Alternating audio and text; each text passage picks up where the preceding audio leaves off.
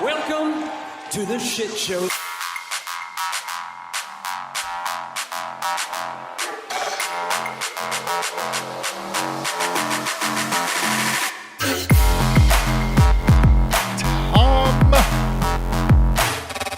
Tim! Oh, nice.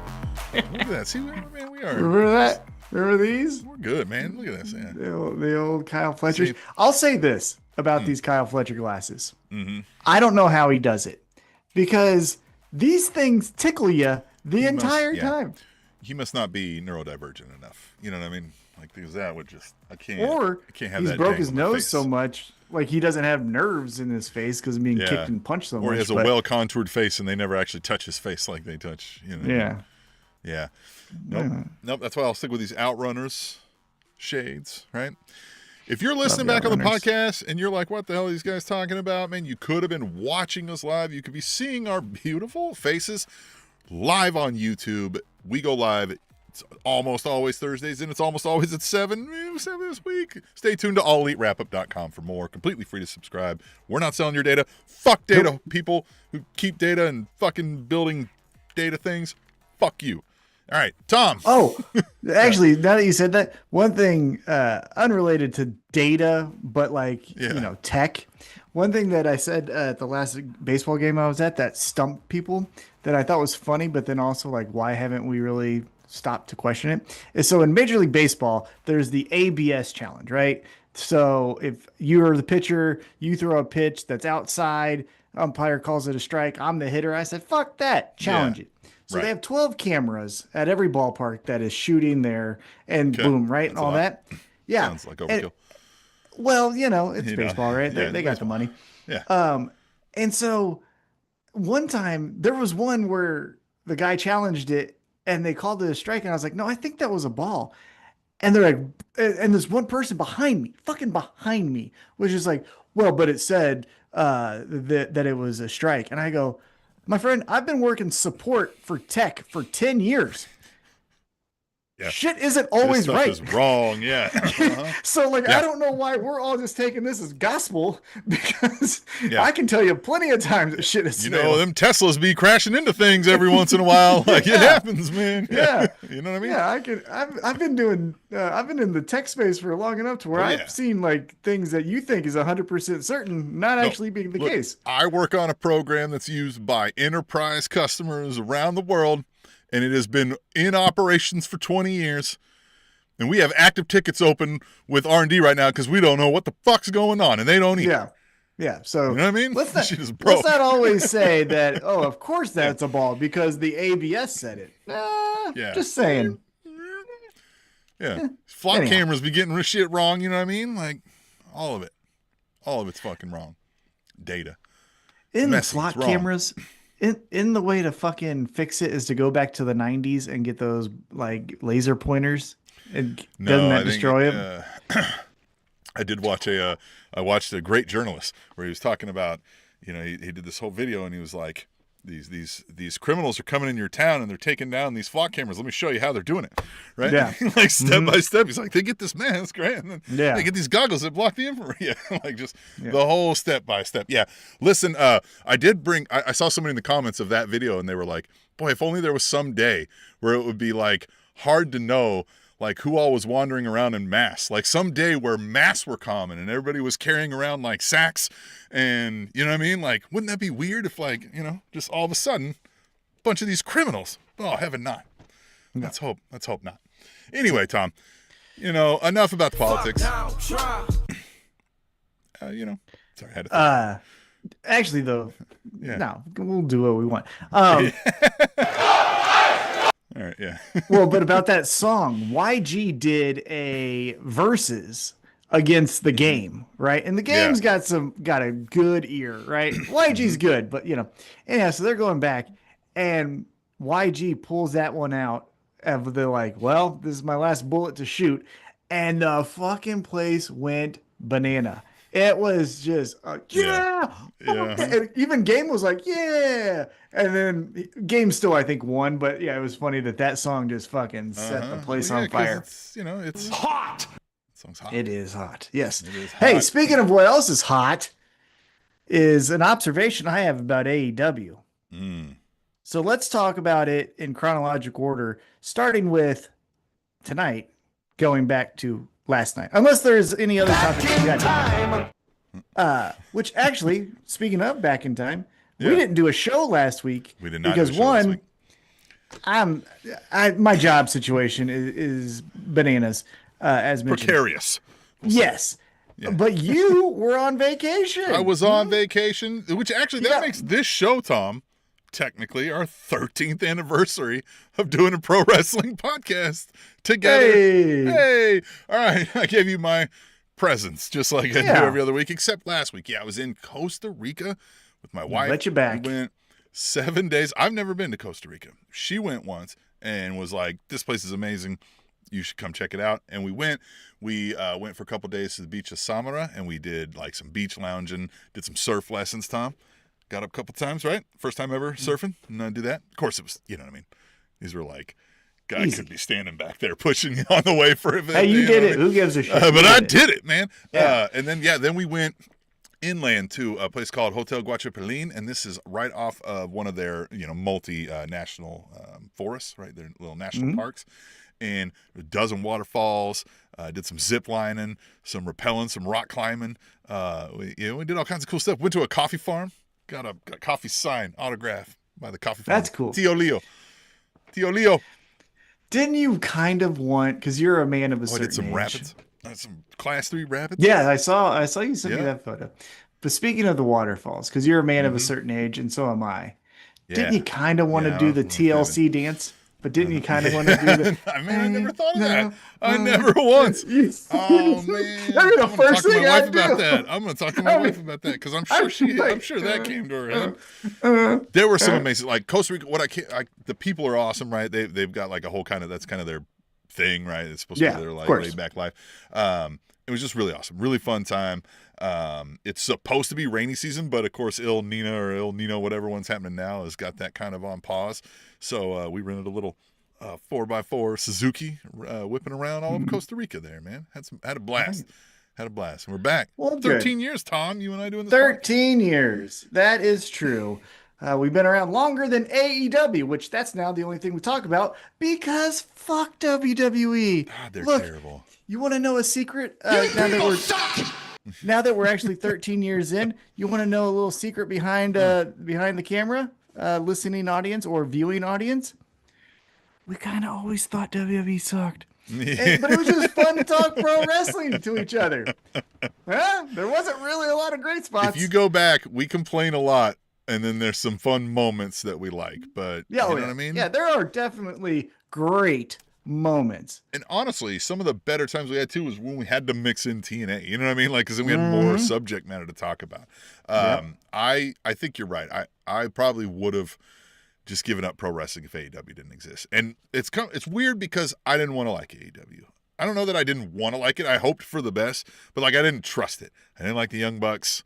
I didn't like Japanese pro wrestling, what I thought that was, right? I agree. And it saved my wrestling fandom. I'll say that. I knew they were destined for greatness because the first episode of AEW Dynamite was October 2nd, 2019. That is my birthday. Yeah. So obviously I would love AEW. Yeah. Hey, the stars aligned. The stars obviously aligned. Yeah. And speaking of things aligning, let's talk about tonight's episode. And like I mentioned, we'll go catch everything in the Dynamite from previous, but we'll kind of talk about Collision and then sprinkle in the rest. We kick it off. Redemption happened, you know. Redemption, which was which was a pay-per-view, so that's fun. You got out of shirt duty. Which I won the picks. I forgot to tell you that. I won the picks. It was so crazy. I was 100%. Yeah, me too. We tied. You know what I mean? Yeah. I was thinking, actually, I was thinking about drive out and leave the shirt on my porch while I was maybe. But I was thinking potentially we can talk about this one off air, but we may need to have something that rewards the winner. Right? So like someone has but what is the the reward is getting rid of that shirt. Yeah, but I have some thoughts. So we'll talk about that later. Okay. Hey, but tonight we start with, speaking of the stars aligning, we get the return of the Motor City Machine Guns in AEW. Yes, that's what I meant to say. Did I say Dynamite? Yes, I'm doing Collision. I was making sure. Yeah, I was making sure. Yes, I'm doing Collision.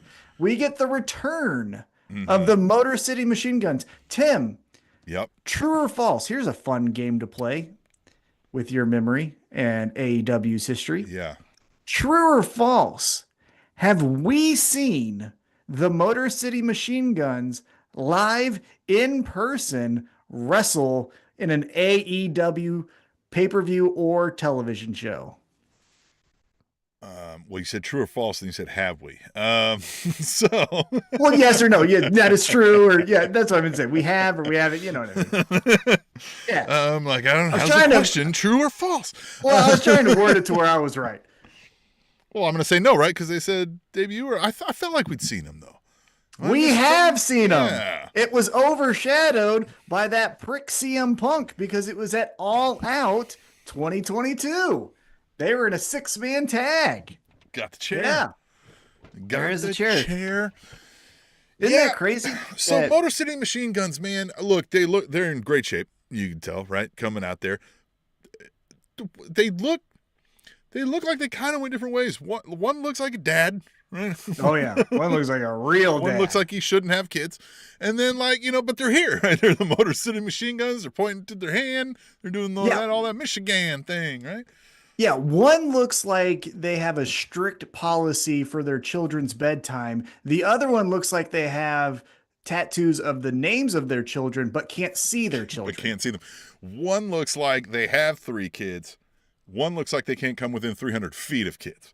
There you go. I like that one. Yeah, so we saw them in a 6-man tag. It was Wardlow and FTR versus Jay Lethal and the Motor City Machine Guns. You will remember this because after FTR won, they brought in their children. Bald FTR brought in his children, and they're like, this is my daughter. Oh, how could I forget that? Obviously, you remember that part.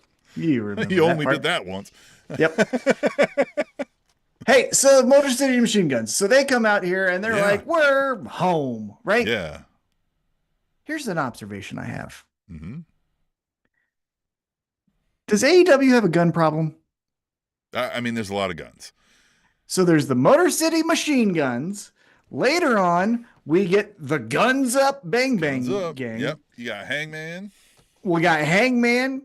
We'll talk about how Will Ospreay said he's going to pull the trigger.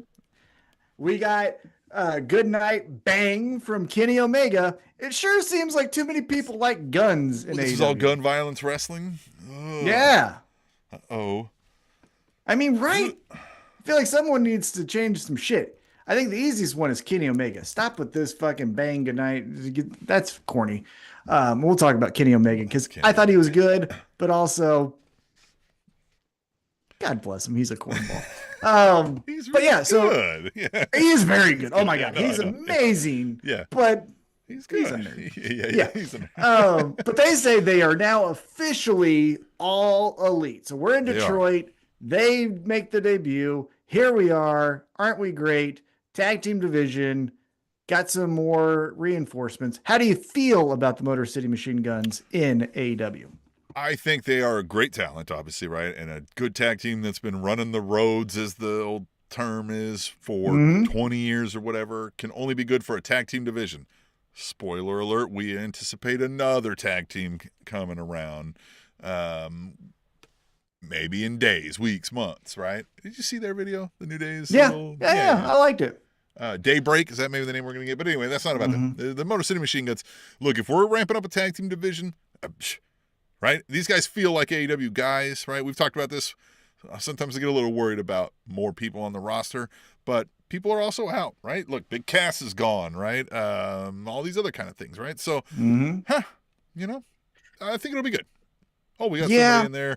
Brother BKL Sports Entertainment Show says, what's good? AE Wrapup. Don't forget, if you guys are not from Detroit, don't come to Motor City. I mean it. Okay. I mean, I haven't been to Detroit. Oh, I have. I went. Here's how odd I am. My bachelor party, air quotes, bachelor party, was in 2 cities. The first one was Detroit. I went to Detroit's underground bar where I got a shot poured to me by Matthew Stafford before he went to the Rams. And also on top of that, World Wide West. If you don't know who World Wide West is, Google him. He basically runs the New York Knicks now. At the time, though, he was a sports agent. He said, "Hey, I heard you're getting married." I said, "I am." He's like, "Congratulations." And he shook my hand and he walked off. And then I didn't know who he was, but the people that we were with, because there's a family up there, the Sawas, if you want to know, they'll fuck you up. And luckily, me and Anthony are good friends with them. And so they took us all around Detroit. Nice. So yeah, brother, I know everything about Detroit. Everything. I know it all. I'm spending there. I'm great. Yeah. Hell yeah. Said, oh my Lord. Yeah. Listen, so here's the thing. I don't doubt that like I might have survived a night in Detroit in my older days, like you're talking about, Tom. But going there now, I might need an interpreter and a bodyguard, because I might not make it out.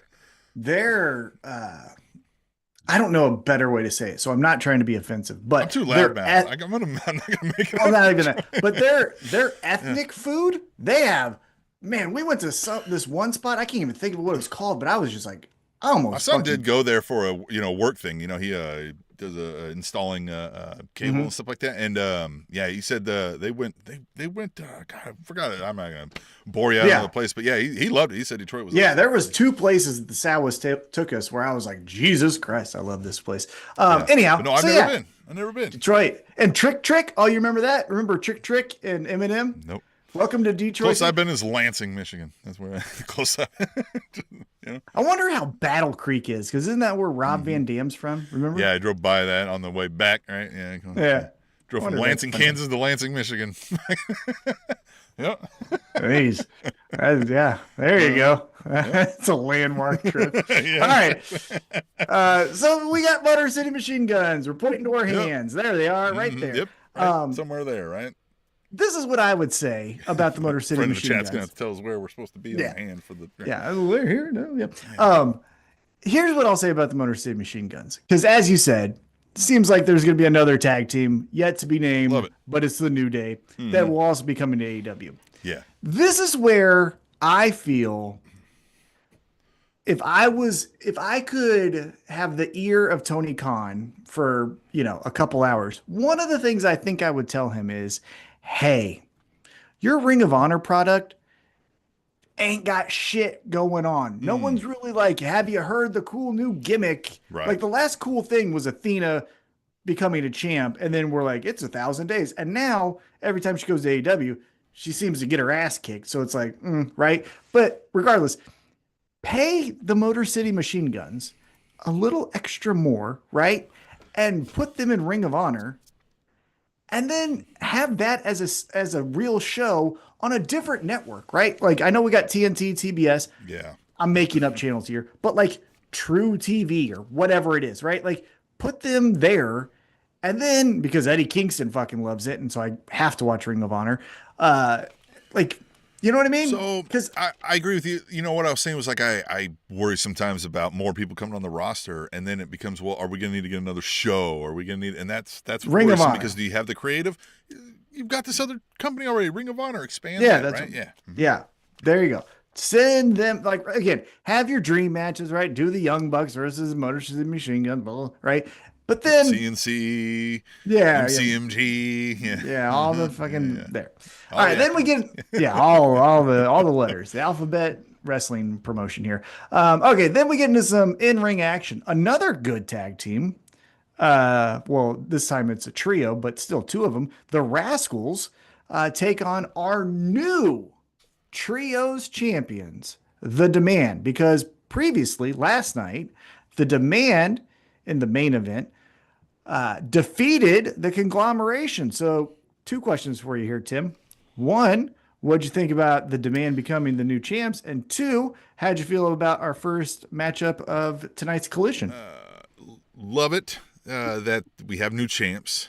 I don't want to say it's only because I'm tired of the Conglomeration, but that played a big part of it, right? The Conglomeration, I feel like we have conglomerated all to hell, man. We've done enough, and The Demand is cool, right? They're just more cool. I can't think of another way to say it, but like, I do hope we are kind of also ramping up some trios work, but then again, it's back to what I was talking about. We're talking about ramping up the tag team titles.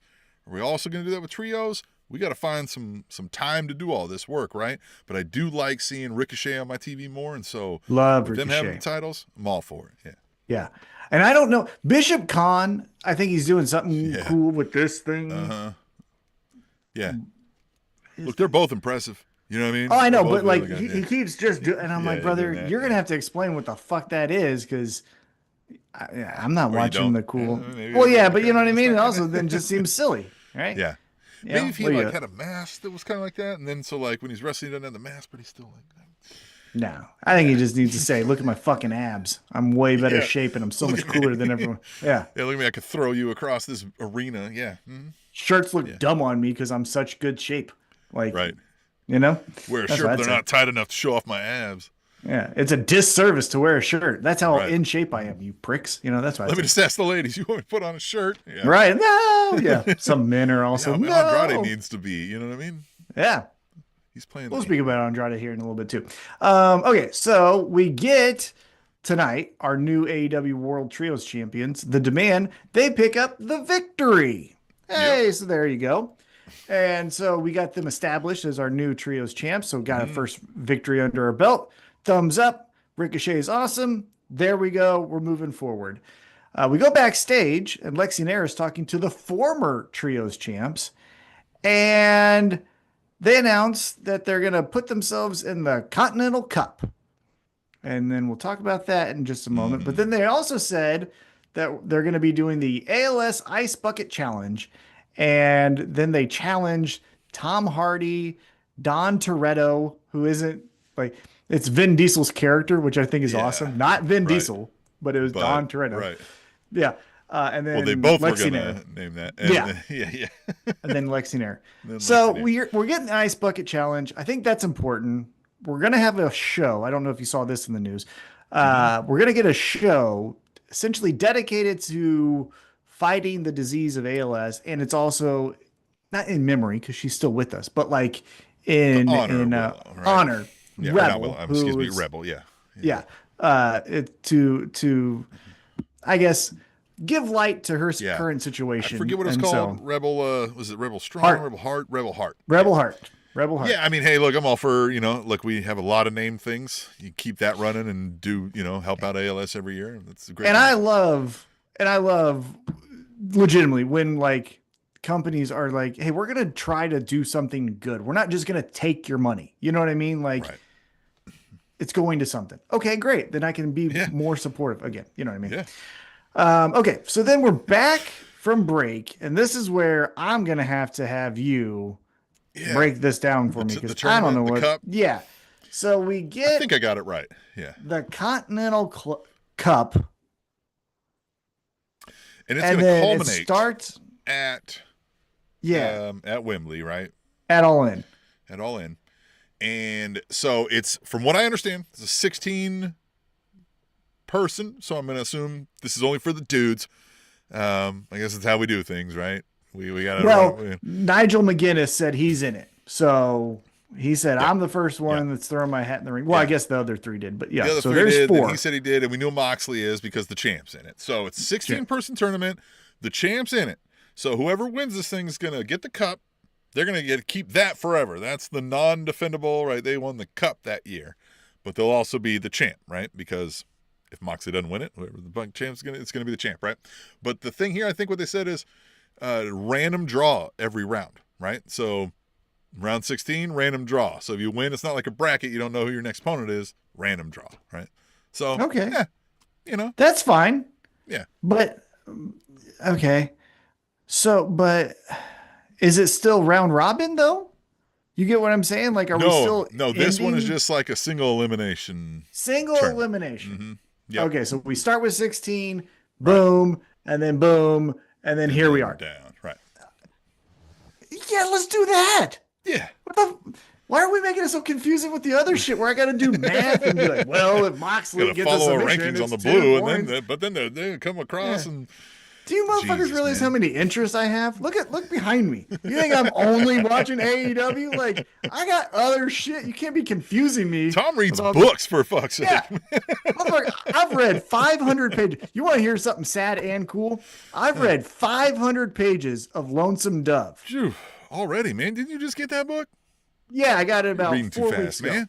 Well, here's the thing. Well, here's the thing. I have Goodreads, so I put the page so that I don't or so that I remember in case like my bookmark falls out or something. Right.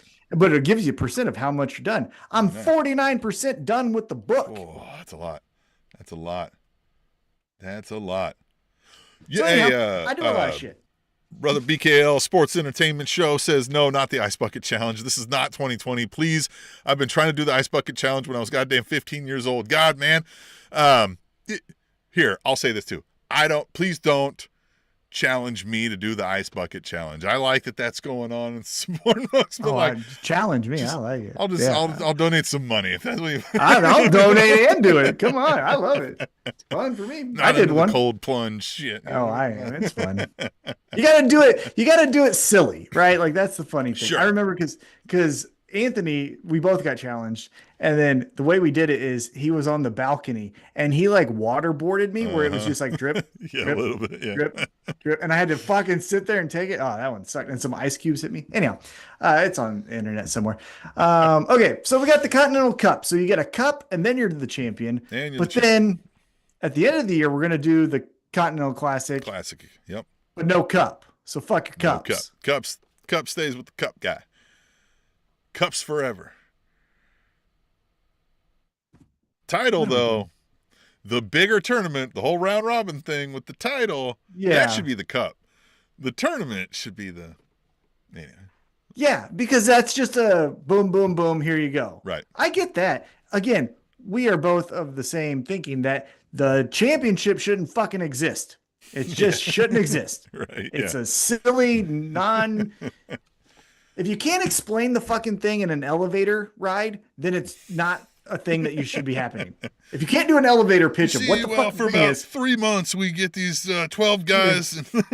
But then after that, then there is a champion, and you can challenge him, but you have to beat him first. Then you get a challenge shot, but the rules are different. You only get 20 minutes. Yeah, it's just like we're doing too fucking much, guys.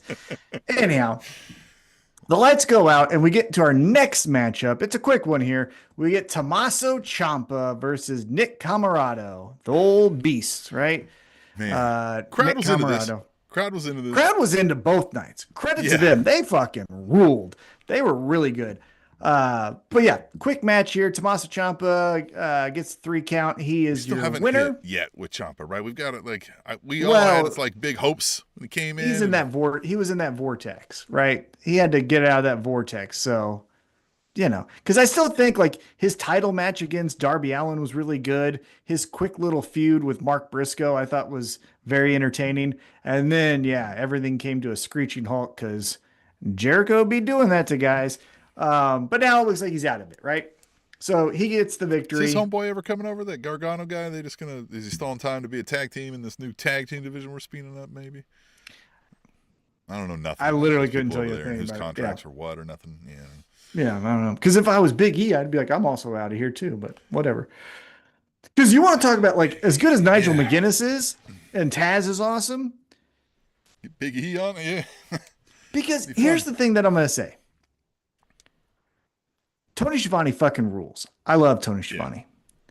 I feel like, though, because of his age, we could dial him back a little bit. Yeah. And maybe dial someone in or get someone new. And I think a Big E would fucking kill in that role. Friend of the show, Big E. You can go back. Again, this is last week when I was on vacation, we didn't do a show. It was a 13-year anniversary of us doing a podcast. We were called the Spanish Announce Table. If you go to AllEliteWrapup.com, click on the podcast link, keep on fucking scrolling. You will eventually find a Big E interview way back in the way back. And we had a blast. He was a really nice guy, really awesome. Really Storm. Ice Storm, we were like the only ones hanging out, so we just had the whole time to hang out. And it was an ice storm. Yeah, it was an ice storm, and we saw him at a car dealership, and it was also Super Bowl Sunday. That's basically right across the street from where Dustin's setup is now, too. Yeah. It was Super Bowl Sunday. It was Super Bowl Sunday, and we talked about football with him, and then he talked said about his favorite Goldberg. wrestler growing up was Goldberg, and you were like, what the fuck? Because I didn't think he was being honest. Like, you know what I mean? I was like, hey, man, I get that. Nobody's favorite wrestler is Goldberg, dude. Only Bret Hart's favorite wrestler is Goldberg. Yeah.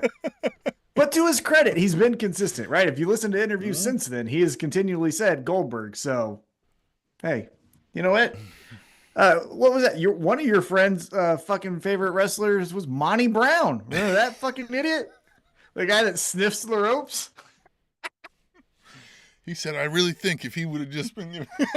I was like, yeah. That's another episode you guys can listen back to, where me and this guy have an argument over I don't even know what, and then he tries to lay the Monty Brown, and I was like, the guy that sniffs the fucking ropes, and I never heard from him since. I have a way of doing that to people. All right, let's get back on track. So after Tommaso Ciampa wins, we go backstage, and Hangman Adam Page. Yes. So let's do a fresh haircut. Yeah, looking good. Let's do a 2-for-1 here, though. All right. So we see Hangman Adam Page. And the first part we'll talk about because it's a little easier to just digest and move on. But he says, hey, as I said, I'm not challenging for the World Heavyweight Championship, so I got to find something to keep me busy. And then Brody King walks up and is like, hey, thanks so much for having our back when I was defending the conglomeration, and then you helped me. He's like, of course, yeah, no worries. And then he goes, I got another guy that wants to say thank you. And Bandito walks up, and he's like, hey, thanks so much, man. Thumbs up, right? Yeah. And then Hangman's like, hey, guess what? Next week, Mexico City, why don't we win the Trios Championships? Yep. And then Bandito goes like, well, I got a name for the group already. The good, the bad, and the ugly. And they all walk off. But then Brody King's like, who's the ugly one? Yeah. Who's the ugly one? Yeah. Obviously, Brody, it's the fucking guy wearing a mask. Yeah, exactly. What? Yeah. You think that guy's the attractive one? How insensitive could you be, Brody? Yeah. Jeez. Yeah, fuck that guy. Poor But here's the thing. Before we get to the second part of Hangman and Page, the fucking team name should be FIC. Fuck Ice. FICE, yeah. Yeah. FICE. But FICE, but I was just FIC because then you're like, what's that? And then you forget. Yeah. You saw the shirt that I'm getting, right? Yeah. EFUICE. Yeah. Yeah. Right. But something like that. Sorry. Right, because Hangman was the one who really spearheaded the, hey, don't play those fucking ads while it's on AEW television, right? So we got that. Right. We obviously have heard Bandito's comments about his comfort level in the States. And then, obviously, the guy who's the poster child right now for pro wrestling fuck ice is Brody King. So, right? FIC, should come up with something. Yeah. Yeah. Yeah. It feels like it's there. Not the good, the bad, the ugly. Don't do that one. That's silly. Yeah. Now, let's talk about the second part of Hangman Adam Page.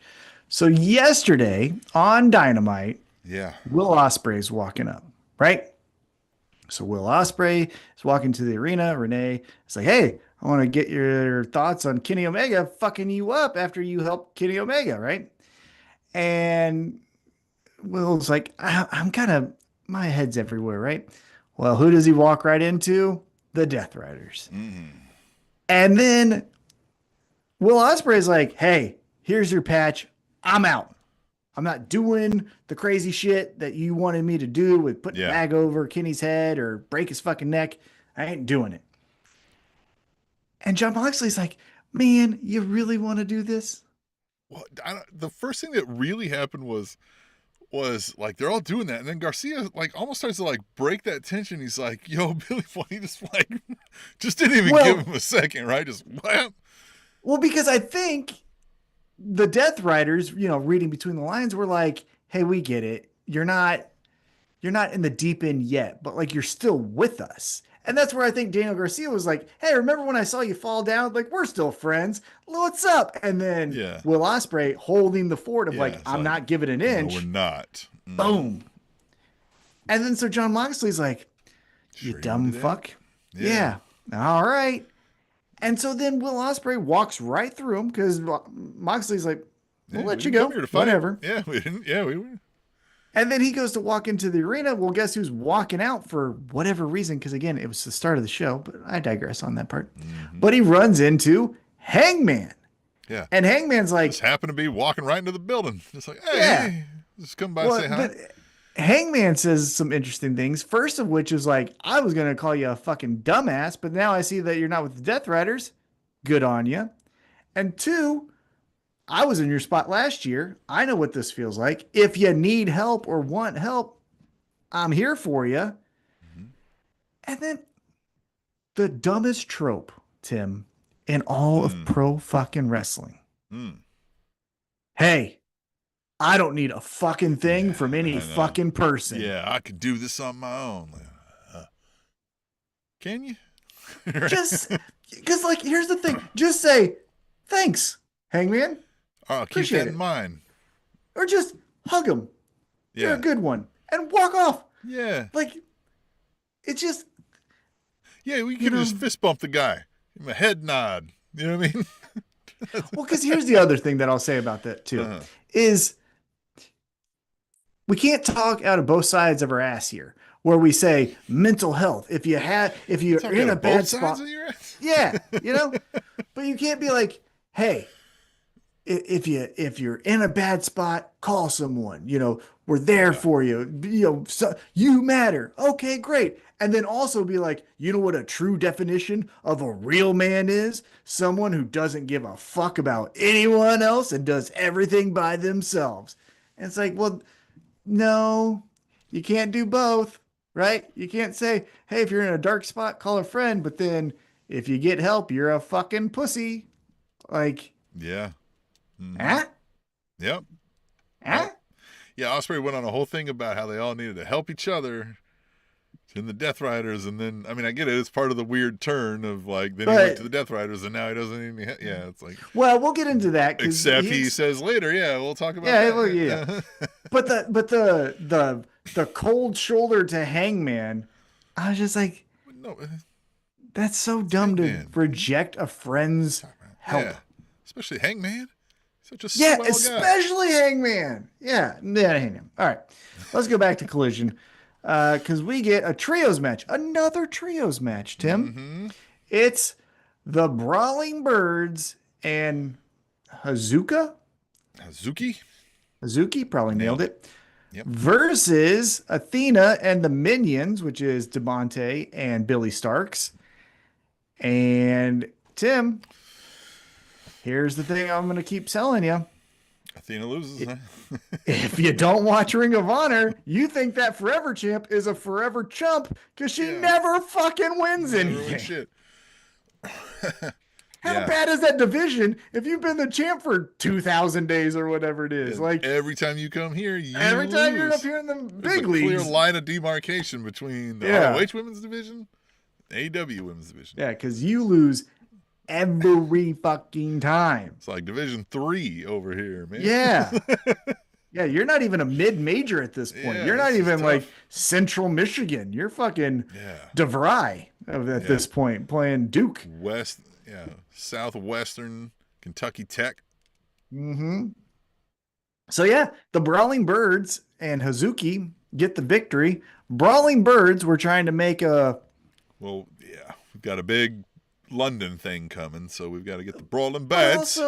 But also, friends, we're better than this. We don't need to do the Vince McMahon booking where it's like, hey, you're from London, so just say London things like slag and pint. Piss out. Shut up. You probably live in Orlando. Yeah. But, like, you know what I mean? Like, shut the fuck up. You guys living in fucking Nashville, all right? Yeah. Just cut the shit out. It just feels caricature, right? It feels like, for example, sorry about that. For example, when like a show is Jump the Shark and their characters just become caricatures of what made the show good. It feels like that's what they're doing with the Brawling Birds. It's like, Jamie Hayter fucking rules when she kisses that bicep and fucking takes your head off. Like a very WWE led style gimmick, right? Now it had potential, I would say, like if they found ways to sneak those things in while still being cool, but it did feel like all of a sudden we got the like, here's the video of us beating up some lads in the bar, and we're like, all right, I don't give a shit. Yeah, and again, you're only beating up men. What the fuck is that about? Yeah, I'm just like, yeah. I mean, look, they're good, right? Like we've always like both these, you know, they're hard hitters, right? They're a good tag team. But maybe we need to get some more of that. We need to get them an actual feud going, and maybe we'll buy in a little more. Maybe. Yeah. Well, I would buy in if they just, again, I know I'm just throwing around, less whatever this is. Well, that's what I was gonna say. Not to throw around Tony Khan's money everywhere on all my suggestions here, but hire us. Pay it.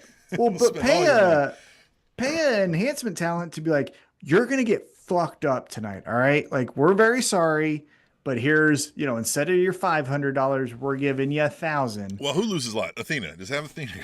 Yeah, exactly. Athena loses all the fucking time. But we need a clothesline from hell. We need a fucking viral moment from Jamie Hayter or Alex Windsor where it's like violence, where it's holy That's what I'm saying. shit. We need to get either backstage or things where like it looks like they're fucking some bitches up. Yeah. Right? Just chucking like, look, if we're losing Lance Archer, maybe as we that's what I'm saying. Steal from Lance Archer. Yeah. Just throw this like, but yeah, stop with the Mad Lib of what's from London today. Oh, it's ham and egg or Stop whatever. and had me fish and chips. Like, fuck. Yeah, damn. fucking Jesus. Yeah. Oh yeah. Okay. Oh, you like Guinness? Oh, fucking shocker. Like, fucking get on. Yeah. Anyhow, okay. So after the match, though, Divine Dominion, Double D, which one of them's Double D's almost fell out. I don't know why she decided to wear that dress to powerbomb someone, but yeah, you know, yeah. It's a struggle men don't have to deal with, right? You imagine like, oh man, then because I had to wear this like low, you know what I mean? No, but there is something because it came up on my social media feed. I don't forget how, but there's an old clip of Triple H on Conan O'Brien, and he's talking about because Conan's like, what's been the most embarrassing moment, right? He used to wear them. Well, that's not him. Yeah. He talks about how he put, I think it was Al Snow or someone, but he put him up for a suplex and he held him there. And he's looking at the crowd and the whole crowd is laughing. And it's because when he grabbed him, he fucking pulled the trunks too far in. And so his dick is just hanging out. And he's like, oh, I guess I better let you down. Yeah. Down. And he's like, I'm sorry about that. And he's like, oh, what the fuck, man? So yeah, there are some things that men have to worry about. That's great. Yeah. So that's yeah, awesome. anyway. But, Al Snow, you know. Yeah, you know, or whoever it was. Yeah, it was one of them. But yeah, going back to this, Double D takes out 2 birds with 1 stone. That should be what they say. We're gonna fucking hit our finisher on you, and we're gonna take out 2 birds with 1 stone. Mm-hmm. Yeah, but then they fucking do it, and there we go. We got our match that looks like it's gonna be for.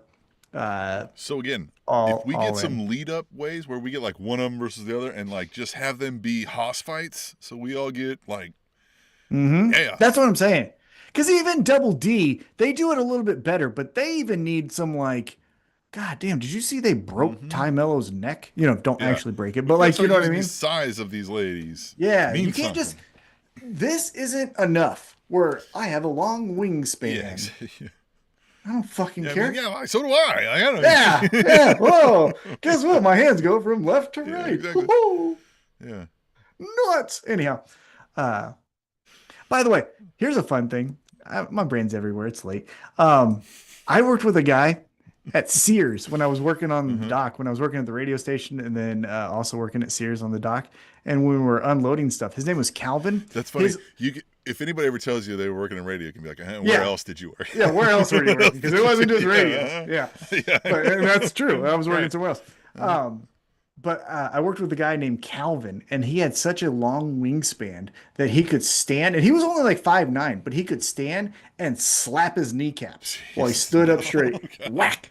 And I was like, that's fucking crazy, man. So we'd all just be like, slap my kneecaps and call me Calvin. What the hell is this fridge doing here? Like, we would always say that. You guys always ready for the alley-oop, man. Shit. Yeah. That fucking good. Probably dung flat-footed. Anyhow. Okay, so they beat them up. There we go. And then we get probably the highlight of the week for you, Tim, possibly. Next up, we get the conglomeration, and they're in a swimming pool. Oh, yeah. Yeah. And so we get our ice bucket challenge. And so again, we're from Detroit, so we're playing those hits. And Rhino comes out. And it's all fuck yeah. Rhino in the house. Rhino. And then they just unceremoniously walk out. They get Insane Clown Posse. Yeah. And I don't know, the skinny guy, he does a Sabu thing. That's the guy who missed the drop kick on Fred Durst.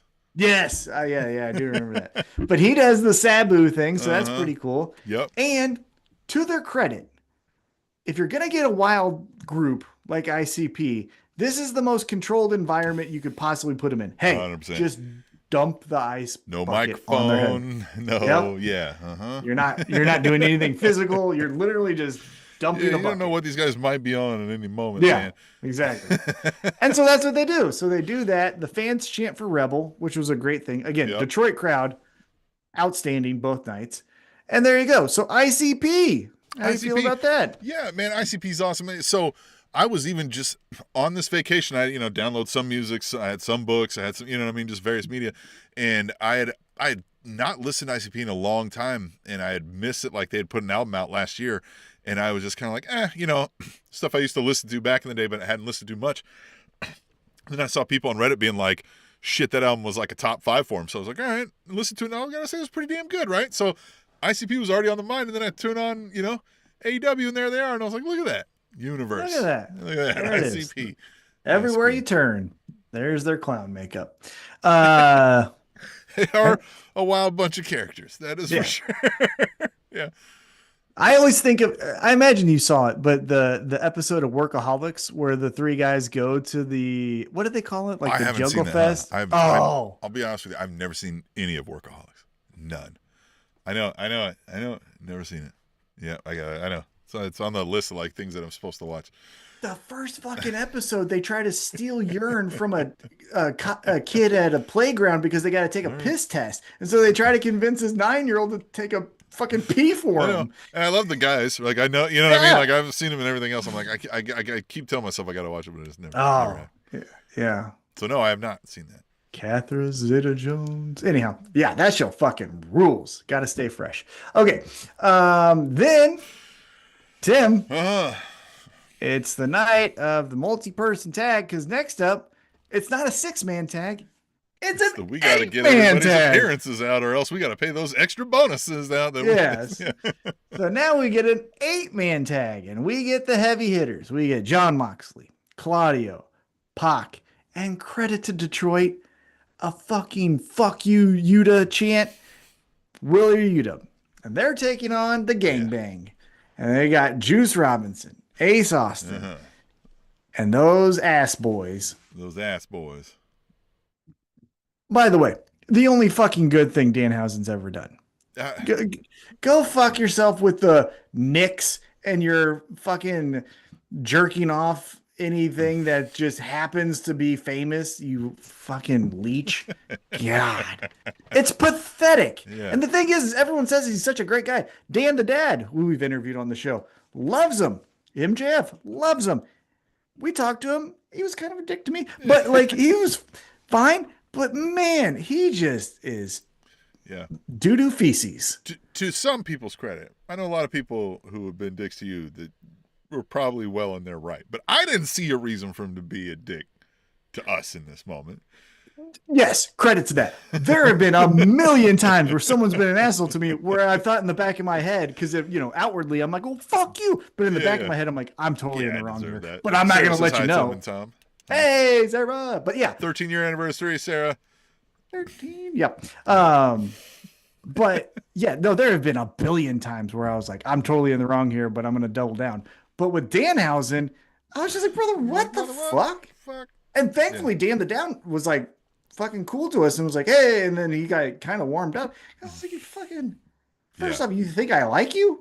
I'm just doing this for the, like you have some fans. We were here on a transactional deal. You know what I mean? Well, yeah. Well, I was there for fucking, Eddie Kingston. I was actually there for Eddie Kingston, you fucking weirdo. Anyhow. Dan the Dad, he's fun. Dan the Dad rules. Where are we at though? Oh, the gangbang. So then there's the gangbang, and goddamn if you don't know it. What? Where are we at though? Oh, the gangbang. So the gangbang. Yeah. The gangbang. Right? The gangbang. There's a clip. I gotta pull that. But how many times I found myself in that situation? Oh, brother. Where are we? Oh, yeah, the gangbang. Oh, yeah, the gangbang. Yeah. Which, again, my brain's going everywhere. Side quest.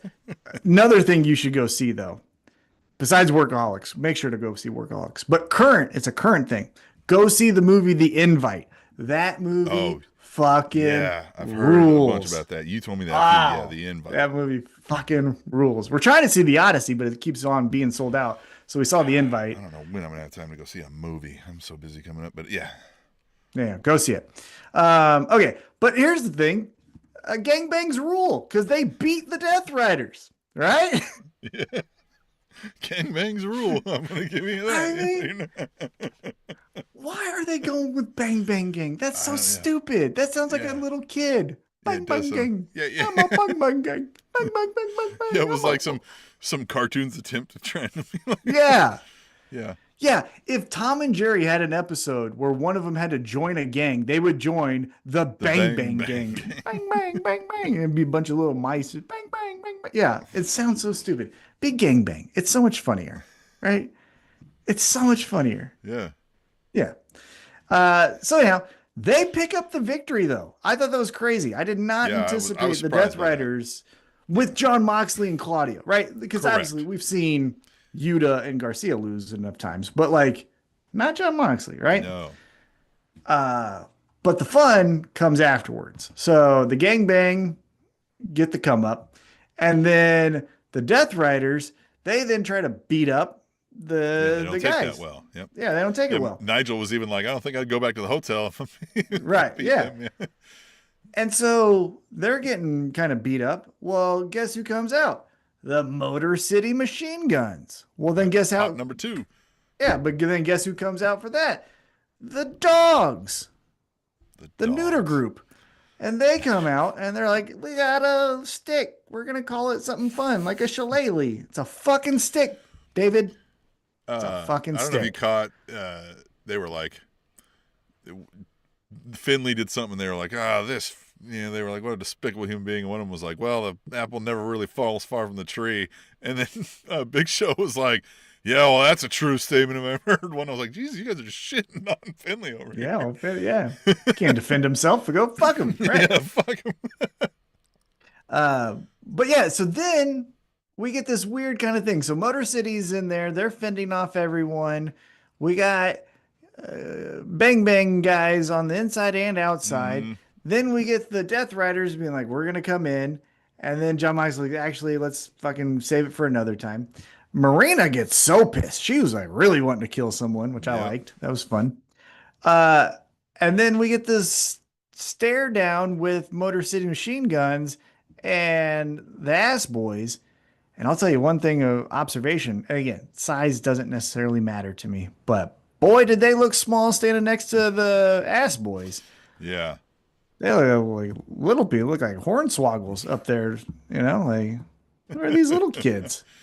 Why are these little kids in the ring? That's why they're fast like machine guns. Yeah, woo, woo, woo. Yeah, look at this. Oh, hey, you want to see something cool? For anybody on the podcast, Tom did a rapid fire point to his palm. Oh, God. Yeah, they should do like a front roll. Like a front roll. And in the palm. Fucking love it. All right. Anyhow, so we get out of that segment. We go backstage. Tommaso Ciampa's talking to us this time. Yep. And this is where he said, hey, I'm kind of done with that Painmaker bullshit. Yeah. So bye-bye. Hopefully. Fingers crossed. Yeah. Everybody thinks they're done with the Jericho thing until they're not. Yeah, that is true. Ricky Starks. Poor guy. But then he says, I'm going to... Tom, funny you bring him up. Just wait till later. Ooh, okay. But then he says, I'm going to enter into this casino gauntlet. So next week in Grand Slam, Mexico, which looks to be an insane pay-per-view quality TV show, we're going to get Andrade, Tommaso Ciampa, and then I also believe, is it Komander? There's the third person they announced right there at the end, but I can't remember. But it's regardless. And then Tim, hold on, I'm gonna see something here. Nope, the Excel spreadsheet was switched up just a little bit because we're getting close to the end, but we're not there. But we get our first women's match of the night. Yes. Well, I guess we had the tag match, but a singles women's match. And it's the return, it feels like, of Chris Statlander, right? Because she's kind of hot and cold. You know what I mean? She's been hot and there cold every week. Yeah. Then she's gone this week. So here she is. She looks amazing. Easy on the eyes. Hard on the body. Because she slams this bitch to the ground. 1, 2, 3. She gets the victory. Yep. Statlander. What's your thoughts? It's Statlander. Like, she's good. She's fun to watch in the ring, but I've still never connected yet, right? Nothing's been like you know what I mean? Well, like really care about whether she wins or loses. You know what I mean? Like, just haven't found. But she might be doing what we're wanting the Brawling Birds to do, because next week, I believe at Grand Slam Mexico, it's going to be her and Persephone, and those two women are going to knock the fucking tits off each other. And that's going to be, that's going to be fun. Yep. Here's the other thing I have a question for you. And this is where I'm going to pivot a little bit, because it wasn't featured tonight, but it was featured heavily last night. So I kind of want to put 2 and 2 together here. Chris Statlander has a long history with our new AEW Women's Champion. So at Redemption, we have Willow Nightingale defeat Tekla. And then last night on Dynamite comes out, and you would have thought this was 1987 Hulk Hogan, because the Detroit crowd fucking lost their mind for her. Really did. But I mean, wouldn't you? Of course. I said this on Blue Sky, and I was not saying this as like hyperbole or just to get a couple, likes or whatever the fuck it's called. She is the best babyface in pro wrestling right now. Willow's so fun. That took me back, was that response, right, from the Detroit crowd. I likened it to the Chicago one when CM Punk showed up for that first time, right? Where it was sustained level that normally we call a pop, but this was like a wave. I don't know, like when it just stays that loud for way long. Yeah. Now I will say the one thing that was a little bit odd, because it kind of fucked up the rest of the segment. The streamers were really difficult for the rest of the people to try to get in and out of the ring, because as Willow's getting emotional, talking about how she's the first female Grand Slam champion. So it's her, Kenny, Hangman. That's it. No one else. Those are the only 3. She's the first female. As she's talking her shit, here comes the fucking turd in a punch bowl, Mercedes Moné, with that fucking peanut butter stuck to the roof of her mouth promo, where she's gotta keep talking like this because I am so good. Man, when we talk about like in the video game world where you like assign points to like a thing, we put in-ring skill to 100 on Mercedes Moné, and we left nothing for the promos, man. I just don't know. And for anyone, and to be honest with you, for anyone new, because I did come off kind of harsh there, and if you've listened to past episodes, I'm still kind of harsh. But I will say this, to your point, if we had the attribute scale, out of a 99, we give her 100 on the in-ring. She's amazing there. But that promos and like this one, this is where I've said, you've been doing this. Look, we've been doing a wrestling podcast for 13 years, and we've been talking about her the whole time, I think. So she's been doing this longer than that. And the promos have not gotten better, where they still sound like she's reading them off of the fucking cue card. You know what I mean? That she doesn't know where she's supposed to say. So she'll be like, so this Sunday, I will be beating your ass. Yeah. After it's like, nah, you're not talking like a normal person flows with their conversation. You know what I mean? Well, like, it's just, I don't, it's bad. It's very bad. I'm sorry, but like, look, we're podcasters. We're just sitting here watching people do their thing, right? But like, this is 13 years we've been saying this, where like I would think it would get a little better, right? But it doesn't. And here's the other thing, because we have said that criticism kind of a lot. But the other thing about it that caught me off guard last night, or maybe clicked into my head, she also, and this is just me, again, we're two podcasters talking into microphones on a Thursday night, right? But she also doesn't have presence, right? Like, say what you want about Britt Baker, but Britt Baker, when she's cutting down Ruby Soho, or when she's doing her promo battle with Mercedes Moné, there's a, I hate to say aura, but there's a confidence that exudes from her where you're like, maybe her point isn't true, but what that she believes it. I don't believe a fucking thing that Mercedes says because of what you said, the cadence and all of that. There's just no authenticity. The only thing that she says that I think she believes, and it's not a shock because I think she's a egomaniac, is that she thinks she's the greatest. But sister, John Cena said the same fucking thing, and I hated that shit too. You know what I mean? John Cena fucking sucks. But like, and look, I know we have to get here, right? And there's the things she says are not wrong either, right? Like she says to Willow, but it's like, just like she says, what I hate about you is that every point on my thing, you're fucking there, right? You're tainting my story everywhere I go. So all of that's fine too, right? Like it's just the delivery of it is like the acting part of it's gone. It's missing. Yeah, man. if you read that on a piece of paper, you're like, this is gonna be a good segment. And at least to me, I was like, that's a D-. That is a D- from her. Now, here's where I'm trying to tie in both sides here. So we were gonna get at All In Mercedes versus Willow TBD, because what the hell is Tekla going to do? I don't think we're just going to have her sit on the sideline. But my question, Tim, is, again, we have 31 days, so nothing's written in stone. But don't you kind of want to have Willow defeat Mercedes and then Statlander be like, I'm the one to take you down? The Willow Statlander thing that's the thing I would be more excited about, right? Like I said, I know we have to do the Willow Mercedes Moné thing, and that's, it's fine, but I definitely hope it's not to like go back and forth, right? Like I just thought like we got to check that off the box, honestly, but But I just think again, everyone has their own rankings and all that. My favorite female match of all time, and if we were to redo, because we did this 10 years ago or so, like my top 10 favorite matches, one of them that is shoehorned in now, like almost in stone, is the Chicago street fight at All Out between Statlander and Willow Nightingale, where they fucking went nuts. Remember, Statlander did the fucking scissor kick and landed into the thumbtacks in her vagina, like all of that stuff. Yeah. I love that fucking match. Yeah.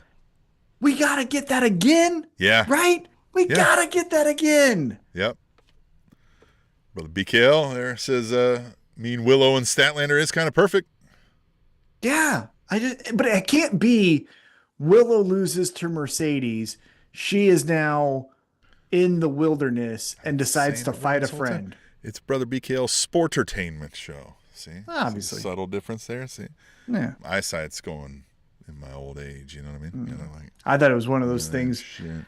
I thought it was one of those things where Vanilla Ice tries to tell you the difference between pressure and Ice Ice Baby. Remember that video? Ding, ding, ding, ding, ding, ding. See? Yeah, it's all different. It's ding, ding, ding, ding, ding, ding. But we go, ding, he's ding, a wise ding, guy. ding, ding. Was Vanilla Ice, very. He's a bitch. His bitch ass was at the fucking Trump thing performing to. Yeah, he's a bitch. Kissing cousin uncles over there. Fuck Donald Trump. Yeah, fuck that guy. Okay. So let's get back into some in-ring action. We get a guy that's as solid of a mid-card, you're going to like it as it gets. Komander taking on Jay Lethal. Another guy where it's like veteran, it's going to be at least passable. But Komander just running those ropes, doing the backflips. He gets the victory over Jay Lethal. Night before, he takes on Jon Moxley for the Continental Classic. I loved where I can't remember the exact sequence, but Komander does his Jackie Chan on the fucking thing. And Moxley goes, here's an RKO. Just shut the fuck up. You know, I like that part. Yeah, man. Komander is fun. You're not wrong there, right? Like almost every time you get in there, you're at least going to get a good, fun bounce around match, right? I can at least show that to someone where it's like, when he comes out, if I were to like turn on the TV, for example, there's sometimes when we go to my in-laws and the TV's just on and they're like, Thomas, you know, what do you want to put on? And if I say AEW and Komander comes on, I know I won't be embarrassed, right? I know it's not like, That's true. Yeah. It's not Leo Rush where I got to be like, so this fucking weirdo, like he got a weird eye one day and I don't know why. Yeah. And then he started. Yeah. No one likes Leo Rush. No one does. No one does. By the way, I saw an ad. Everybody's just making it up, just posturing. They just want it. They just want, because Danhausen is getting ESPN headlines with Jalen Brunson. So we have to have something. And we're just grasping for straws with Leo fucking Rush. Again, I like Leo Rush, but not this bullshit. Not this Al Snow, Danhausen fucking muckery. We got Glory Pro Wrestling 25 says, "What's up, y'all?" Yeah. What was I gonna say though? Komander, Leo Rush. I don't know. Who knows what I was gonna say? It'll come to me in 2:00 in the morning. I want to remind everybody, alleatwrapup.com. Go on there, subscribe. It's free. We're not stealing your data. Fuck anybody that is stealing your data. It just lets you know when we're going live. We typically go Thursday nights because it's how our schedules align, but sometimes we go on a Wednesday night. Sometimes we go, you know what I mean, later Thursday when they do these collisions. Stay tuned there. You can email us, aewrapup@gmail.com, if you ever want to send us an email that we can read, play, whatever, right? Don't be an asshole. And then, you know, all the links are there. All the stuff. Right? All the links are there. You can go to the podcast link and go back to when we were the Spanish announce table. Listen back to that. 21. Episode 21. Episode if you ever want to know, yeah, just go to the end of episode 21. And for anyone, okay, look, actually, let's take a quick side quest. So if you see my hands on the podcast, you're going to see I have a wedding ring. Episode 21 took place before. Yeah, trust me, so is everyone, right? Like, every day she just allows me to keep living here. I'm like, fucking lottery. That's the shit. This is awesome. You're like, really? Still? Yeah, fucking great. But episode 21 took place before I knew my wife. Yeah. So, yeah. Just the last segment of episode 21 when we celebrated turning 21. Yeah. By doing what you do when you turn 21. Come on. Really hammered and watch Heroes of Wrestling, the greatest pay-per-view of all time, and just do some commentary, you know? God, I used to be young and fun. I showed up to the radio station drunk. Remember that? You were like, what the hell? And I was like, because I did my segment like we said. Do it at home because you got to get really hammered. And then I'll just splice them together, right? I'll just splice in the jokes and whatnot. And so I did mine. I brought mine. And you were like, I didn't do it. And I was like, what do you mean you didn't do it? And you're like, well, I'm going to do it here. I brought this. You were drunk and you brought, I don't even know what you brought, a fucking bottle of liquor. And I'm just like, yeah, just go into one of the other studios and just, I'll hide you from anybody else that shows up. And I went home after that, too. That was fun. Sarah reminded you were talking about liking Leo Rush, but not the Danhausen muckery. No, yeah. When you were losing that's basically, that's basically the point. Is no one likes either of those fucking, come on. We're fucking Jesus. But what I'm saying is, like, you're not embarrassed if Komander's on. Going back to the original point.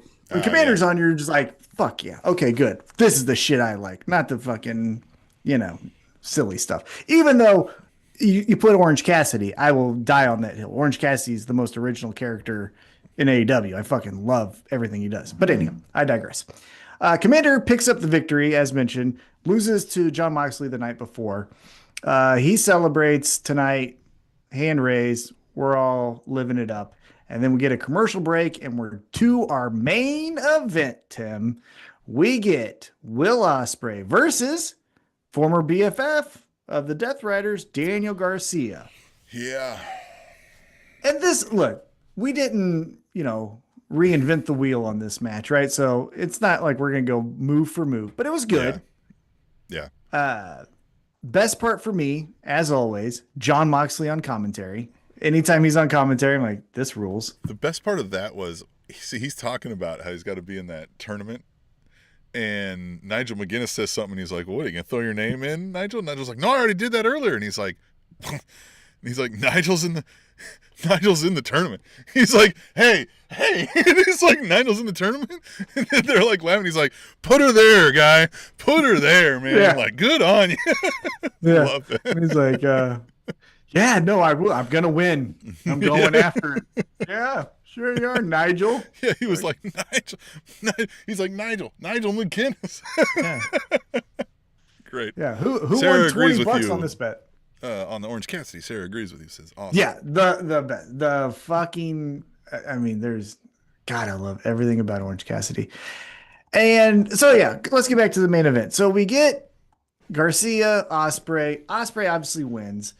Then afterwards, we get the Don Callis family, and Mark Davis is attacking. We get who we get? We get our good buddy Trent Beretta and Rocky Romero. We get those two guys helping out. Eventually, Ospreay obviously gets away from all that shit. And then he says, Mark Davis, you challenged me, but I'm going to re-challenge you to a Mexico street fight. But everyone's banned from ringside. So if I know anything about American pop culture, that means we're going to make it yellow outside, and they're going to fight on the street. But here's the thing, my friend. Everyone can be banned from ringside. You're fighting in the fucking street. Street. That's right. You going to ban everybody from the street?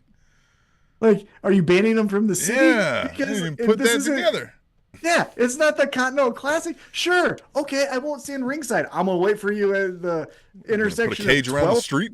Yeah, but like I'm gonna wait for you at the intersection of 12th and Terrace, and then I'm gonna fucking hit you with a brick. Like Darby Allin hit a guy with a car, right? And yeah. And so I don't know. Or did he get hit by the car? He got hit by the car, right? Darby, I forget. Well, he threw Darby what's his name in the trunk.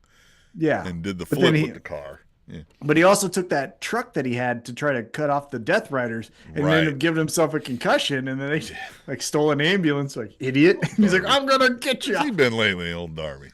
Well, he lost to Kevin the Jet Knight last week. That's right. He did. Yep. And that's what I was going to say as we kind of get into our main talking point, because we're going to talk about Kenny and Ospreay here in just a moment. But the other thing that I find interesting is it feels like, as I mentioned, I think AEW has a gun problem because too many fucking people love guns. A lot of guns. But I also think we're in a season of change because it feels to me, and I know he was just the heavyweight champion not too long ago, but there's a Jack Perry, Darby Allin, Orange Cassidy kind of moving this way on the card, and you're getting the Kevin Knights, Kyle Fletchers. Everybody's time comes and goes, doesn't it? Yeah, and again, not to say like things can't go back, right? Orange Cassidy could find one thing and now he's back on top. Same with Darby Allin. All he has to do is just do a crazy stunt and we all love him again. Terry but Funk like wrestled for 94 years. You know? Exactly. But it just feels like AEW television, we're starting to say, yeah, Mark Briscoe's cool and Darby's cool and Orange is cool and Jericho is here. Why don't we just kind of scoop them here? As the years roll, we can keep, Yeah, we're going to push these other individuals that way. So that was just an observation that I have going into the biggest show of the year. Now, Tim, let's talk about Ospreay and Kenny Omega. So, night before on Dynamite, Kenny Omega comes out and he says, I'm going to explain my actions from Redemption. For those who didn't see Redemption, essentially, here's what happens. He beats Kevin Knight. Death Riders attack him. Death Riders put his head in a chair. Ospreay says, don't do that because I know what that feels like. You did it to me. Can't do it to him. Moxley then cools everyone's heads down. Okay, we're all cool. But you got to be a Death Rider. Here's a bag. Fucking suffocate him. And he's like, I'm not going to do that. And he hits Jon Moxley. Moxley goes to the outside. I want to talk about the Death Rider point in just a second. But he goes to the outside. Ospreay grabs the title, hands it to Kenny. We have this awkward moment. We celebrate. Then we celebrate one more time. Ospreay's not looking at Kenny Omega. Kenny gets him in a one-winged angel. Boom. Gotcha, bitch. I want to talk real quick about something else that we saw before this promo segment. Did you catch how we saw the Death Riders after they got beat up by Will Ospreay go to the back, and Jon Moxley is calling it beat for beat. He's like, don't turn your fucking back on Kenny. He's a piece of shit. He's always been a piece of shit. And then he's like, do it. And then he's like, hit him now. This is your chance. Kenny Omega's a piece of shit. And then he goes, don't turn your back. And then he gets hit with the one-winged angel. And he's like, God damn it, Will. I know. You're an idiot.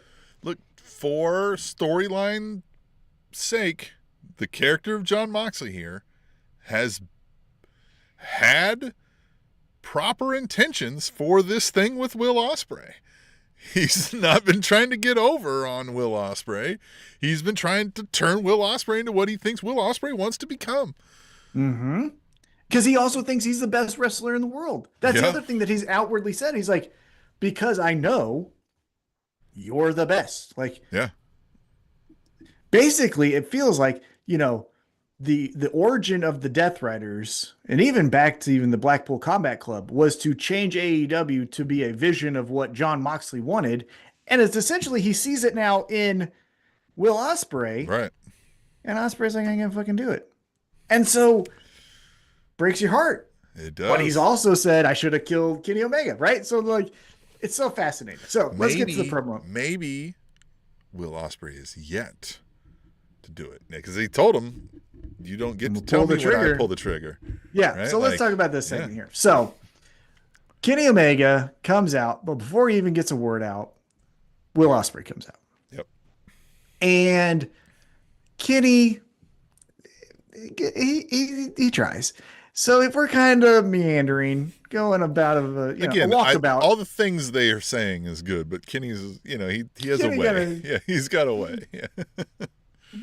Hey, he does a little of that. But essentially he's like, I love you. I pick you 10 times out of 10, but you fucking prick. When I was about to get beat up and I prayed that it was going to be you, it felt like an eternity. Finally, though, when I was out of, death's grip, I turn around and you're fucking holding my title. So I realized you're a fucking asshole. Yeah. And he smacks him. And then he says, well, he says forgive me for not being thankful that you saved me from a trap that you set for me. Yeah. Yeah. Yeah.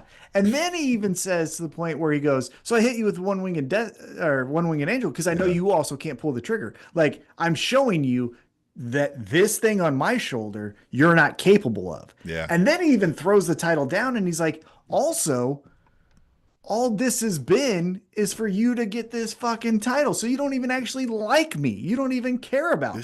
So honestly, this Kenny Omega and Jon Moxley have competing visions for how Will Ospreay can become what Will Ospreay wants to become. I know.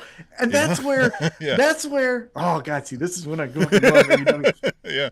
Because that's where, if you take a step back, again, not to get too philosophical and all this bullshit here, but it's all, again, Jon Moxley and Kenny Omega, the fucking, I know we said the 4 pillars are all these other fucking guys. The 2 fucking anchors of this whole company is Jon Moxley and Kenny Omega.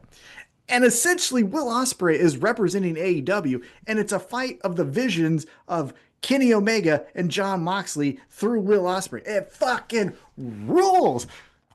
Fuck everyone. AEW doesn't tell stories. Oh, what? You want fucking Joe Hendry and Danhausen to sing a fucking song with little people? You fucking losers. You want Seth Rollins to take a spear from some... Get fuck off without...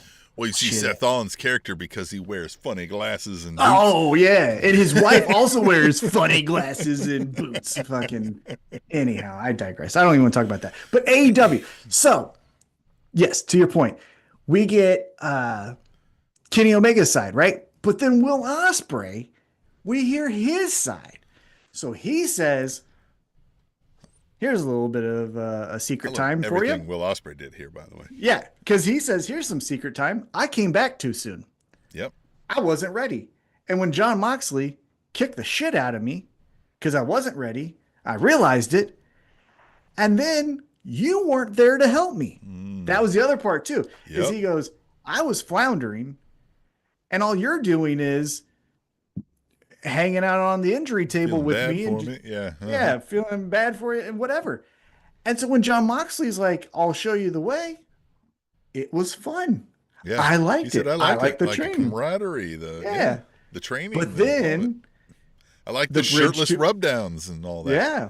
Yeah. I love leaving my wife to do fucking bear crawls with Daniel Garcia. You know, I'd have a sweaty guy sit on my back while I do push-ups. Yeah. Love it. Some people pay a lot of money for that.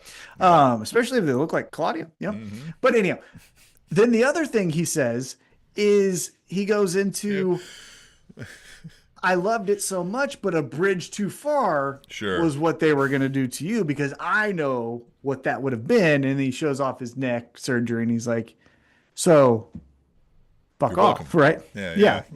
Fuck off. Yeah. And then Kenny goes into this, you're not made for this moment. You're not made for this moment. You're not the person who everyone thinks you are. You're not even the person who I think you are. And then he starts smacking him. And he's smacking him. He's calling him a liar. And... Yeah. Pussy. Yeah, bitch. I mean, just smacking him. And then Will defends himself. And this is what I love, because we could have easily went into, it's a brawl, security comes out. That's the end of the segment, right? But he says, you're my hero. I'm paraphrasing here, but like, you're my hero. But if you put hands on me, I will defend myself. Yeah. So you better check this shit, because I'm not just going to take it. Right. And then he says what you had mentioned earlier, everyone's telling me to pull the trigger. Well, I'm not going to do it Moxley's way. I'm not going to do it your way. When I do end up doing it, you're going to see it, and I'm going to pull the trigger right in front of your face. Now, Kenny, if you saw what he did, though, at the end of this, when he's on the ramp, it was like, this is the Will I wanted. This is the Will I need. Yep. It's interesting who's going to win out and how, right? Like, yeah. See, again, I do want to harp on a little bit. Every time I hear somebody say that, like, they don't like AEW because there's not stories, I know immediately you haven't been watching. You know what I mean? Like, or you're dumb. Or you're just stupid. Up on anything. Yeah, you're just a really dumb person. You probably shouldn't have a driver's license. You know what I mean? Like, right. You eat crayons. Like, you're not a good person to have in society. You know? Yeah. But yeah, go ahead. Sorry. No. But yeah, I was excited for all of it coming out. Yeah. Kenny at the end even doing his little look up at the belt thing. I got the belt. Yeah, you know. Yeah, Kenny is great, but there's some you can tell he didn't write anything down, and he gets caught in the air a few times when he's like, and then you want to, but actually what I was trying to say, and it's like, yeah. Okay, you know. To his credit, Will Ospreay, he goes out there, he doesn't say much, but what he does say, he gets to the point. I do like that about Will Ospreay. Steady improvement to where, like, it's not these leaps and bounds where you're like, oh, suddenly, like, just looking back from, like, the first promo he showed up versus now, like, just light years difference. Yeah, the only 2 cents I'd give him is just never talk about your wife. You always sound like a cornball when you talk about your wife. Yeah. I know you love her. I'm glad that you love her. I know you're a cornball. She loves you too. So just let's not. Don't talk about her. Yeah, you're fine. Right, unless you're just saying, I hope she wins tonight's match, right? Yeah, Other than that, shut the fuck up. But yeah, because here's the other thing too, and maybe this is me just getting in my own head. It feels like the layup is Ospreay wins at All In. Everybody cheers. Just like we did last year when Hangman beats Moxley in Texas. Cheers. Yeah. Everybody cheers. I'm not saying that Kenny Omega is going to retain. But what I am saying is it might not be everybody cheers. The fireworks and the is he gonna murder Kenny Omega in some way? Is he gonna murder Moxie's both gonna be of like, them? Yeah. Maybe he pulls the trigger on both. Moxie's out there like, do it. And he does it. And then he takes out Moxley, right? Because he'll take out Moxley, right? He'll do the whatever. Let's say he does. Yeah, we're all cheering because he takes out Moxley, and then he also takes out Omega, and then everybody's Because then, to your point, it could be a Frankenstein's monster kind of thing, right, where, I could easily envision this. To your point, Moxley comes out. put the bag around him, right? Yeah, do it, you fucking pussy, do it. Yeah. And again, you have Ospreay rip up the bag, and then he hits him with that move that he's so scared to hit people with. Remember, he hit Bryan Danielson with it, and it made him his hands that one where it does look like it fucking hurts. Or Tiger Driver or something. Yeah. So he does that, right? And then we get to the end of the match. He hits his hidden blade, wins, but then he goes, but I do got this chair over here, and I think I am going to put Kenny's neck in it, and I think I am going to fucking break it so he knows how I felt. And then we go, being a sore winner. Yeah. And then we go, uh-oh. Yeah. And then he's just shit talking from then on. Doesn't like the people. None of you really care. Yeah. It hit me. I knew in that moment you didn't care. Yeah. You just wanted me to hold this championship. Well, I did. And I'm good with it. Let me tell you about my sexy wife, which you would hate. You're like, oh, God, right? Well, that's the other thing, too, is he talks about this pressure. Will Ospreay, that is. Talks about this pressure of, I've got a whole country. But he's like, I got this whole country. It could be a thing where it's, I stopped caring about that. And that's where we're seeing a new, again, secret time. We got to figure a way to have Hangman. AEW is too good at details with the elite. I always kind of bunch and Will Ospreay's in that elite group, Mm-hmm. They do too good of a job with the details of their stories to not just let something, he bumped into Hangman, and that means nothing after that. Yeah. There still has to be, after the pay-per-view, something I feel, there. Something of a, Hangman's the best. God, I love Hangman. Hangman's so good. Yeah. Ospreay's cool, and so is Kenny, but Hangman is Hangman. Yeah. The two anchors of AEW are Kenny Omega and Jon Moxley. They are fighting for the soul of the company. But the main fucking character is Hangman Adam Page, and the main fucking devil is MJF. That is the four most important, if you want to say the four pillars, that's it right there. And listen, if you don't agree with that, that's no skin of our collective ball sacks, you freaks. You freaks. What the fuck why did he say that? Because he's the best. He's a bastard. Skin off our collective ball sacks. I was like, well, I'm using that. I went right to the computer. I was like, I'm going to get that audio. But yeah, my favorite part of that, though, is you freaks. Yeah, you freaks. You freaks. Love it. Yeah, man. Look, they're getting me hyped for the Wembley. And, correct me if I'm wrong, I might do a little research here, but isn't that because it's in London during the day? Yeah. Isn't that mean it's like a fucking... That'll probably be like a noon. Yeah. Because here's the other quick criticism, and again, coming from an old man that takes medicine that makes him tired. Mm-hmm. Your like C-level show, Redemption, which, let's all be honest, it fucking was fun, but it's a C-level show, was still 5 hours. Yeah. Long. If you're not giving us monumental moments, it can't be longer than the Odyssey. Yeah. It just You've can't. got a better reference now. You used to say it can't be longer than The Godfather. Than The Godfather, that's right. Yeah. But I used the Odyssey. The Odyssey. Right. It can't be longer than the Odyssey. Come on, man. Yeah. You're not wrong. You're not wrong. Yeah, that's what I was saying. Well, I guess we ought to hop in the time machine then, don't we? We gotta go back in time. See what happened on this day. We're gonna go back 3 years. August 5th, 2023. It was a wild Saturday night main event on Collision. CM Punk defended his real world championship against Ricky Starks. To make sure there was no cheating, WWE Hall of Famer Ricky the Dragon Steamboat was brought in as the special outside official. During the finish, Sharks tried to use the ropes for leverage, but Steamboat shoved his feet off, and Punk immediately capitalized with a roll-up. Steamboat slid into the ring to count to 3.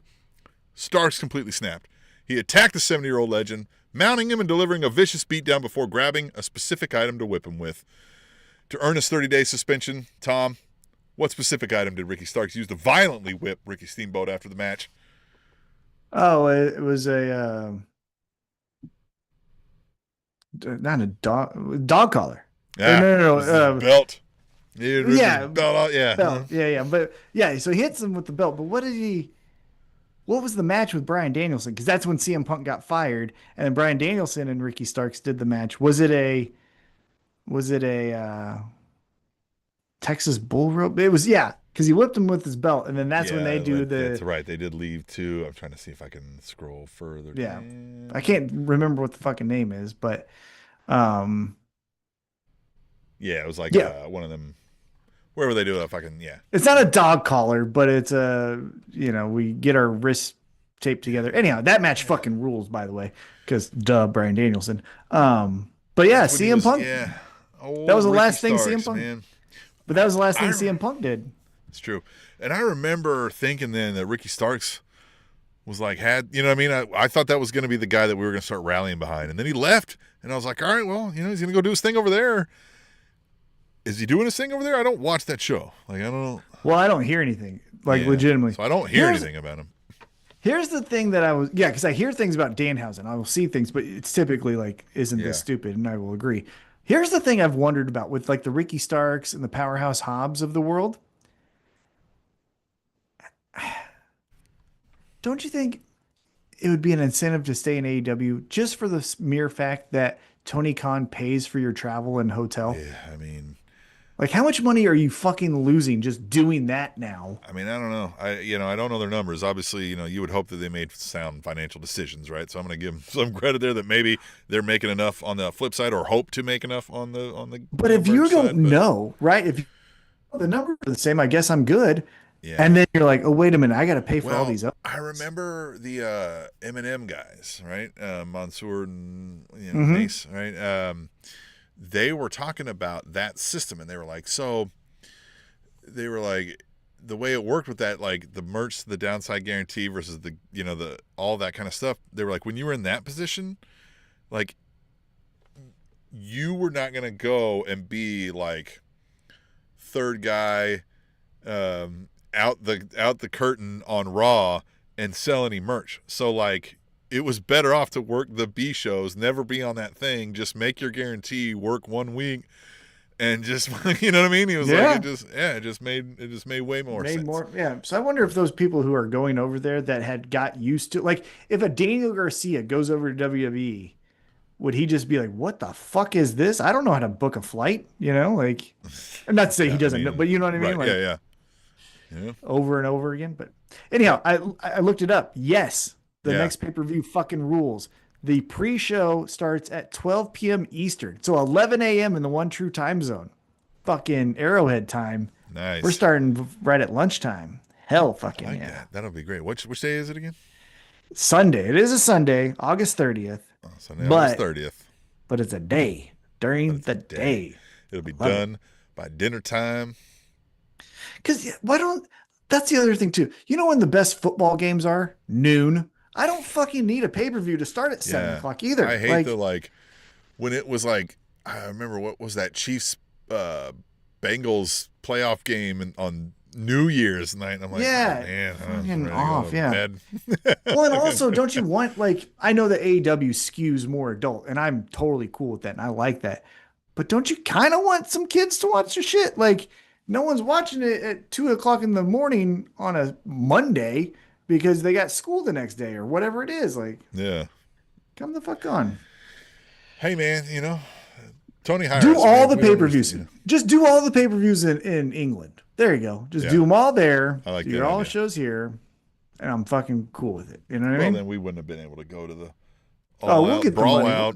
I got the fucking. We can go. Yeah, that's right. We could have gone. You guys can't go, but we'll go. We'll beat it. Yeah. All right. Again, we remind you, man, go to alleatwrapup.com, subscribe there. It's completely free, and we are not doing anything with that data. Like, I don't even look at it. I don't know who the fuck you are. I just want you to subscribe so you'll know when we're going live, because we put out all the things and going live tonight. It's usually Thursday nights. You can listen back on the podcast. All the links are there. The Spotify links, the iTunes links, all that jazz. There's donate links. Do all that. Email us, aewrapup@gmail.com. There are some articles.